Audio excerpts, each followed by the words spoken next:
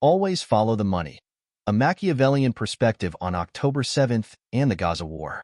Niccolò Machiavelli, the master strategist of power and deception, would observe the October 7th conflict with cold pragmatism, stripping away the emotional and ideological rhetoric to reveal its true nature. A calculated war for resources. As history has repeatedly shown, war is rarely waged for moral reasons. It is nearly always about power, influence, and most importantly, wealth.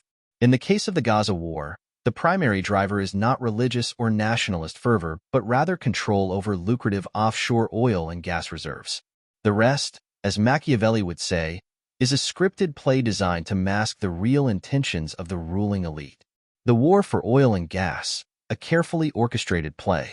The first principle of realpolitik is to follow the money. Just prior to October 7th, the Palestinians were on the verge of securing a deal with China to develop and exploit their offshore oil and gas reserves. This was a direct threat to Israel's strategic and economic interests. The timing of Hamas's attack and the subsequent Israeli response was not a coincidence, but rather a well-calculated maneuver to justify the seizure of Gaza's territorial waters and its immense natural resources. No intelligent ruler or intelligence agency would be caught unprepared by such an operation, especially not Mossad or Shin Bet, which possess some of the most advanced surveillance and intelligence capabilities in the world. The more plausible scenario is that these agencies were instructed to stand down, allowing the attack to unfold to provide the necessary pretext for war.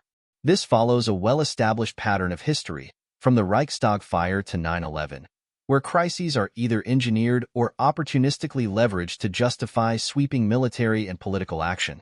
The manipulation of Palestinian leadership. A fundamental Machiavellian strategy is to control both sides of a conflict. The Palestinian leadership, riddled with corruption and foreign influence, played directly into Israel's hands. Hamas and Hezbollah, often perceived as autonomous actors, have historically been infiltrated and manipulated by various state actors. Whether by bribery, coercion, or deception, they serve their role in this grand geopolitical chess game, walking into a trap that was set long before October 7th. Iran, often portrayed as Israel's sworn enemy, also played a strategic role in this conflict. Despite its public rhetoric, Iran's ruling elite has a long history of covert dealings with Israel, dating back to the era of the Shah. The Iranian Jewish community remains influential worldwide, and the true relationship between Persian and Jewish elites is far more complex than mainstream narratives suggest. The religious hardliners in Tehran, facing growing internal discontent, needed an external crisis to maintain their grip on power. By playing their designated role in the script, they ensured continued Western military engagement in the region, a necessary evil that justifies their own authoritarian rule. The role of Western media and global power players. To control the masses, one must control the narrative. Western media, an instrument of global financial elites, has skillfully crafted a binary perception of the conflict, Iran as the villain, Israel as the hero. This classic bad cop, good cop dynamic serves a dual purpose.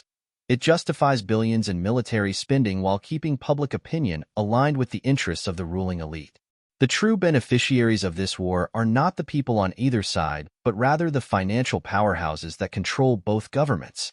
The Rothschilds, the Rockefellers, and the banking elite of the City of London have long profited from war, chaos, and instability. By manipulating global events from behind the scenes, they ensure that wealth continues to flow into their hands. The control of energy resources, particularly oil and gas, is the foundation of global power.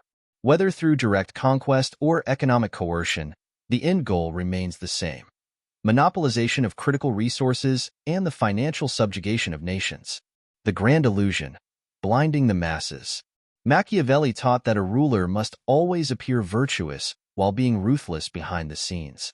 The Gaza War exemplifies this principle perfectly. To the uninformed masses, it is a clash of civilizations, a battle of ideologies, or a religious war. In reality, it is nothing more than a resource war disguised in moralistic narratives. The tragedy is that the general population, conditioned by propaganda and disinformation, fails to see the grand illusion. The world is not governed by elected leaders, but by financial empires that operate in the shadows. The Gaza War is just one chapter in a long history of conflicts engineered for economic gain. The real game is about control, not just of land, but of energy, finance, and ultimately, human perception. Until the masses awaken to this reality, they will continue to be pawns in a game where the true rulers always remain hidden.